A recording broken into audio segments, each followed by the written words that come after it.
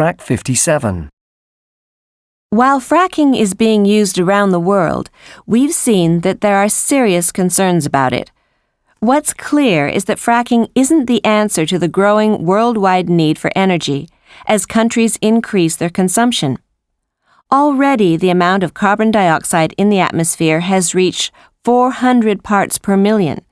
This may not seem very high, but we have to remember that 200 years ago, the level was around 280 parts per million, so it's increased by over a third since then. As a result, it's estimated that global temperatures have already increased by almost 1 degree Celsius. This increase changes the climate and affects the weather in many parts of the world. Many places, such as Northwest Europe, are expected to become warmer and wetter, and we've seen winter storms becoming worse in this region. Other places, such as Sub-Saharan Africa, are expected to become hotter and drier, with deserts growing in area and seriously affecting farmland. Ice in the polar regions will melt and sea levels will rise, which will put coastal cities in greater danger of flooding. Clearly, we need to reduce and eventually stop using non-renewable resources like coal, oil, and gas. It may well be true that fracking can slow down global warming for a while and allow us to develop better renewable resources. However, these resources, like wind, wave, and solar power, are currently far more expensive to develop than shale gas production. On top of that, they take a long time to develop and start paying for themselves. Consumers have to pay higher bills to help the development of cleaner sources, and energy companies don't want to lose customers by asking them to pay more. Consequently, it's important for international organizations like the United Nations and national governments to support the development of renewable resources. The problem here, of course, is that governments usually think of short-term answers to energy problems and not longer-term ones. They're afraid that if they reduce the production and use of gas and oil, their economies will do worse than other economies, so they don't want to take action to increase the use of renewable sources. As I mentioned earlier, there are many people in different countries like Canada, the UK, and France who don't support fracking, especially if it's going to take place near where they live. Environmental groups also oppose fracking, not just because they want to protect people living in areas where fracking is planned, but also because they see fracking as part of the old way of doing things, like burning coal, oil, and gas, and increasing global warming. They want to see continued action and are trying to persuade governments to develop wind, wave, and solar power, as well as other renewable forms of energy, to fight global warming and ensure the supply of energy in the future.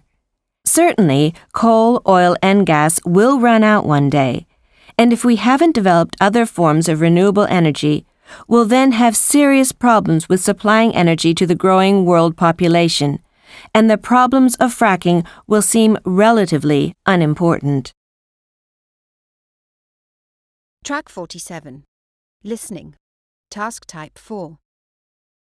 You will hear two business students called Emily and John talking about a business project in Africa. Look at the task, then listen and answer questions 1 to 6.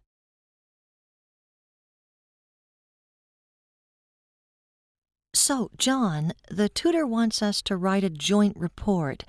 We talked about doing it on the Bapoppo Broom project in Africa. Have you started thinking about it yet? Yeah, a bit. But, Emily, I need your input, really. Okay. Well, how do you think we should start the report?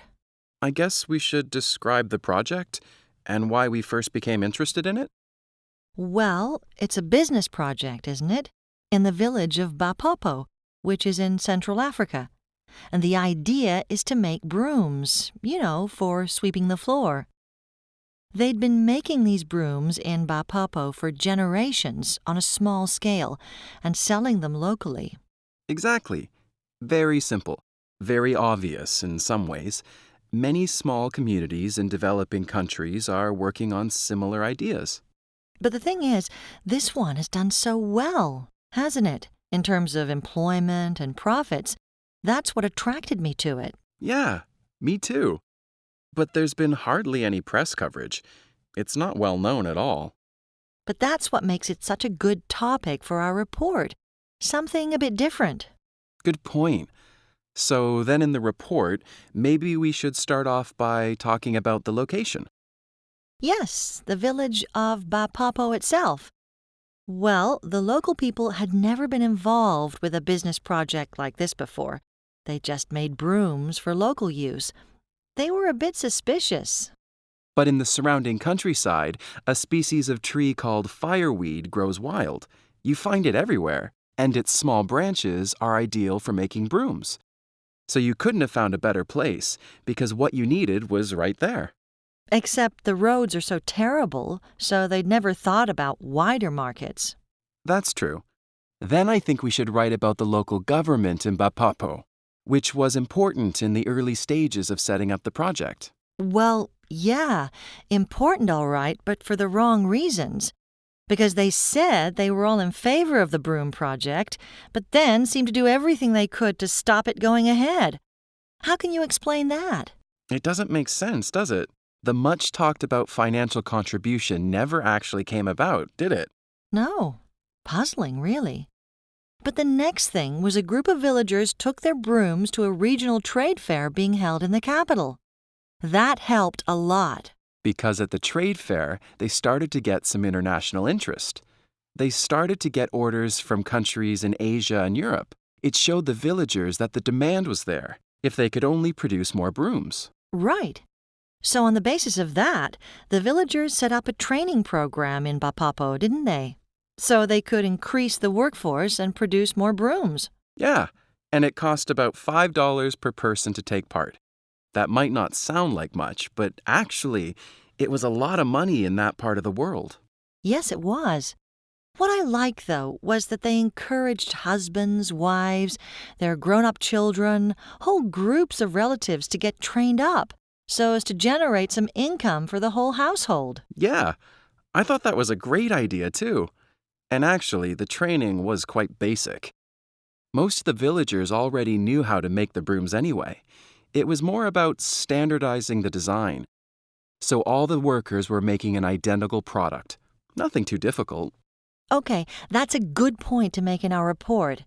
And then, how do you think we should finish our report? What conclusions can we draw about the Broom project? Well, it was a group effort, wasn't it? A number of villagers worked together to make it happen. And I think that's what makes it such a great example. The fact that it could be replicated elsewhere, a way of using local skills and local resources. Yeah, I think you're right. Bapoppo still isn't a rich settlement, but they've created a sustainable small-scale industry and really improved the lives of local people. Well, I think that'll be the basis of a good report for the tutor. Track 48. Listening. Task Type 5. You will hear a guide talking to a group of people who are visiting a transport museum. Look at the task, then listen and answer questions 1 to 8. Morning, everyone, and welcome to the Transport Museum. I'm sure you're going to really enjoy seeing all our exhibits. Well, first, some information about the museum itself. Back in 1975, we had the idea to create a museum of this kind, but it took another 10 years before we'd constructed this building and were ready to welcome visitors. And the museum was immediately a huge hit with people of all ages. It was soon obvious that we needed more space, so we bought more land and put up 2 additional buildings in 1995, almost doubling our size, which makes us one of the largest museums of this kind in the country. The museum was closed for a time in 2005 to install new fire prevention and safety equipment, but otherwise we've operated continuously until the present day. Last year, we had the highest number of visitors ever, just over 100,000. And this year we're expecting even more. But it seldom feels crowded here, even with so many people. because we have such a large number of separate exhibitions, 17 in total, covering the development of transportation over a period of more than 500 years. So, we obviously have something for everyone, and whatever your particular interests in terms of transportation, I'm sure you'll find something fascinating here. But based on past experience, there are a couple of exhibitions I'd particularly recommend. We're a museum of transport technology, so we obviously don't cover things like horses, or in fact any animal-drawn transport, but I do advise you to go along and see our earliest exhibit of two-wheeled transportation. I think you'll be astonished by how clever the very first bicycles were. It's a lot of fun. One thing we haven't managed to get hold of yet is an early omnibus. That's what they used to call buses. But what we do have is a very early train. It's steam-powered, and although it's not in working order any longer, it really gives a great impression of what travel must have been like in those days. I should just mention that, unfortunately, the exhibition of the first airplanes is closed at the moment for maintenance.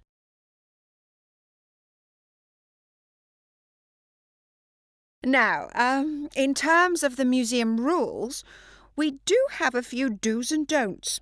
It just makes life easier for everyone. So we're not like some art galleries or other museums. You're absolutely welcome to use your phones and cameras here, no problem.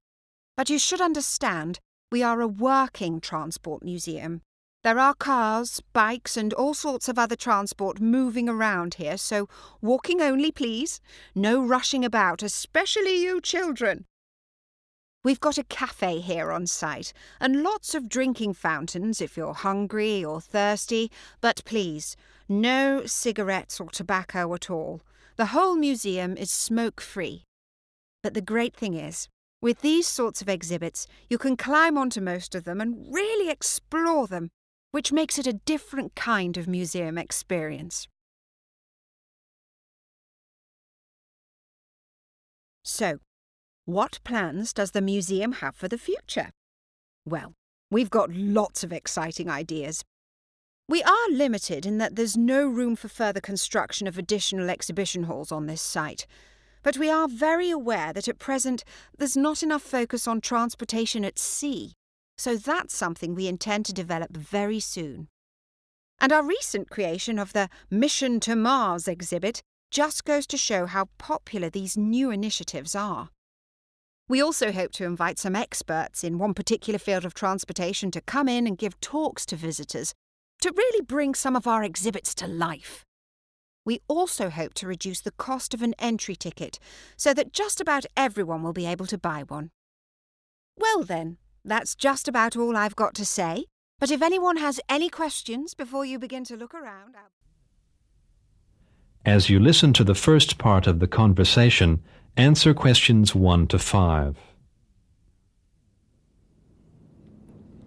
Hi, Vincent. How are you? Hello there, Serena. I'm well, thank you. I haven't seen you for ages. How have you been? Good, thanks. I see you've just walked out of the Life Sciences building. You're not taking classes in biology or something, are you?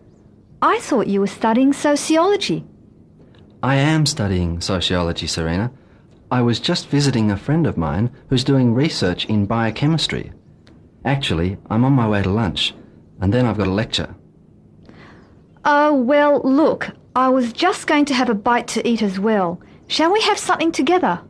That would be great. The problem with this campus is that the town's so far away, which is where I prefer to eat. It seems like all the students are forced to eat here on campus. Yeah, but there are quite a few places to choose from here.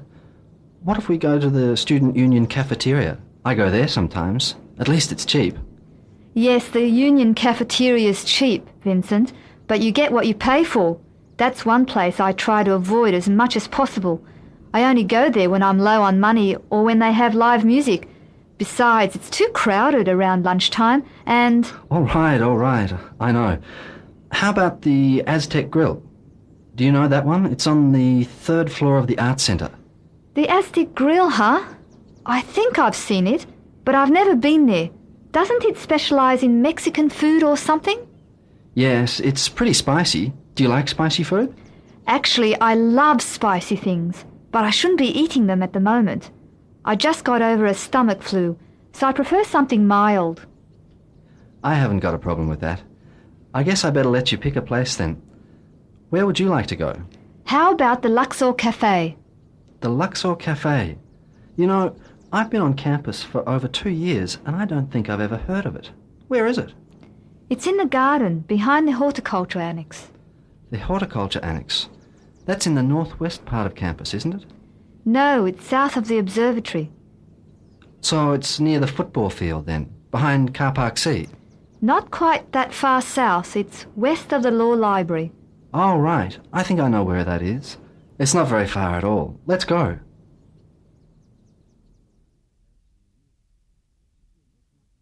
Later, Vincent and Serena sit in the Luxor Cafe, deciding what to eat. Now look at questions 6 to 11.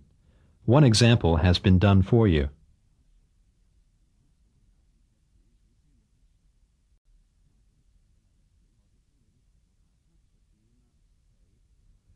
As the conversation continues, answer questions 6 to 11. Well, the menu's quite extensive, isn't it? I feel I could spend hours deciding what to order. Yes, I know what you mean. I think I'll have a salad to start with. But there are so many salads to choose from. Yeah, but I know what I like. I'll order the Greek salad. If you know this place so well, I'd better follow your example. I'll have a Greek salad too. Hey, wait a sec. If you order a different kind, we can share and have a greater variety. All right, that sounds good to me. How about if I have a seafood salad then? Good choice. They use fresh ingredients here, so you won't be disappointed. I'm quite hungry, so I'll have a sandwich too. A chicken sandwich. I think I'll have some soup. Is the onion soup any good? I don't know. I've never ordered it. It's not my favourite soup, to be honest. Why don't you try the tomato soup? I've had it here lots of times. No, I think I'll stick with the onion. And I think I'll have a sandwich as well. You reckon the chicken's good, eh? If you like chicken sandwiches, yes. The roast beef's quite tasty too. No, I'll go with the chicken. That's a lot of food you're ordering, Vincent. Are you sure we can get through all that? Not a problem. I could eat a horse. Shall we order now? Oh, we still have to choose something to drink. I'll have lemon tea. They say lemon tea's good for the stomach, which is what I need. I'll have mineral water myself. After eating, Vincent and Serena leave the cafe. Well, it was nice having lunch with you, Vincent. Yes. Have you got time to meet for lunch again next week, perhaps? I don't see why not. Tuesdays and Fridays are bad for me, though. I've got tutorials and labs around lunchtime on those days. But I'm on campus every day, so... I've got the same problem on Tuesdays, Thursdays and Fridays. I guess that leaves us with Monday or Wednesday. Let's make it Monday. Why don't we meet here at the Luxor Cafe, say around 1:15? You wouldn't want to make it a bit earlier, would you? Like 12:30 or 12:45? It would be better for me. Well, I finish a lecture at 12:15, and I usually stick around to talk to the lecturer. But I guess 1:45 would be all right. Good. Then it's settled. I'll see you then. That is the end of section 1. You now have half a minute to check your answers.